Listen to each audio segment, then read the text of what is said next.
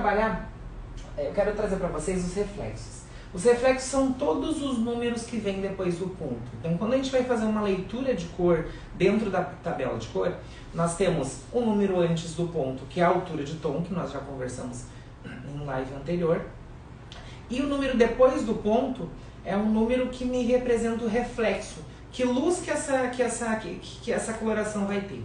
Que reflexo que ela vai me trazer. Ele é um reflexo frio, um reflexo quente, ele é um reflexo mais aberto, mais fechado, é um reflexo neutro.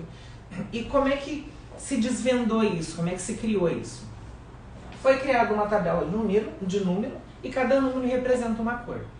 Mais ou menos levando em conta o círculo cromático, a estrela de Oswald, onde um é dominante, que é o cinza. Então tem tudo isso. Não que isso seja importante nesse momento para vocês entenderem o que é dominante, o que não é dominante. Vocês vão só entender que essa numeração aqui ela faz muito sentido. E quando a gente tem um número depois do ponto, é muito mais fácil de fazer a percepção da cor que é nessa composição. E quando os agentes oxidantes entrarem em contato com ela, vai ser o reflexo que ele vai revelar. Então, no primeiro momento, a gente tem, o primeiro número, na verdade, depois do ponto é o 1, que ele é o nosso cinza, que ele é a cor azul.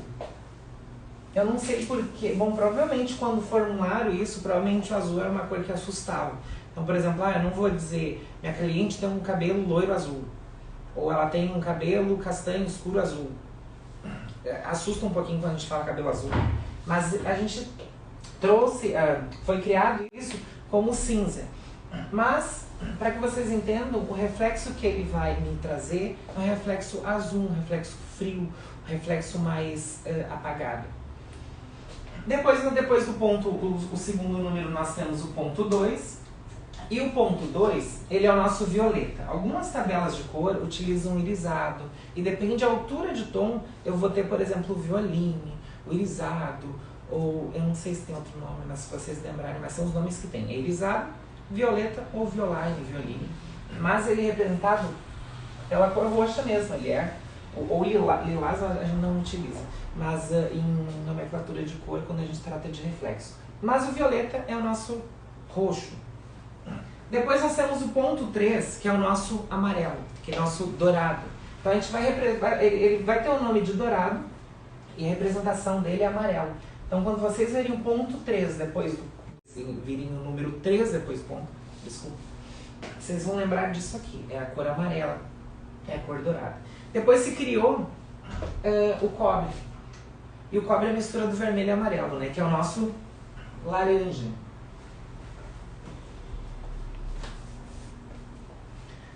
Depois o ponto 5 inclusive é uma cor que ela é terciária. O que é isso? Quando eu tenho uma cor, quando eu tenho a cor primária misturando entre si, eu crio uma cor secundária. E quando eu tenho uma cor primária misturando com uma cor secundária, eu crio uma cor terciária. Então o acaju, ele é um pouquinho mais... Ele tem uma quantidade de vermelho um pouquinho maior, então ele fica um pouquinho mais escuro, assim.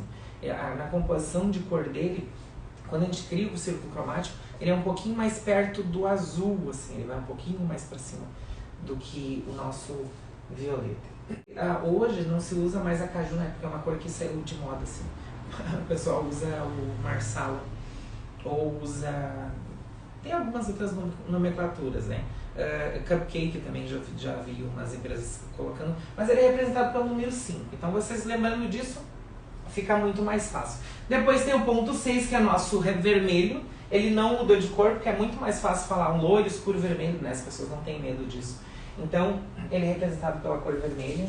Na composição dele é o vermelho mesmo, a gente precisa entender isso. Depois nós temos o 7, que o 7... Caiu aqui. O 7 é o nosso marrom. Ou seja, a mistura das 3 cores primárias, ele vai criar o marrom. E o 7, quando a gente tem nomenclatura de cor, de reflexo, a gente tem a cor marrom.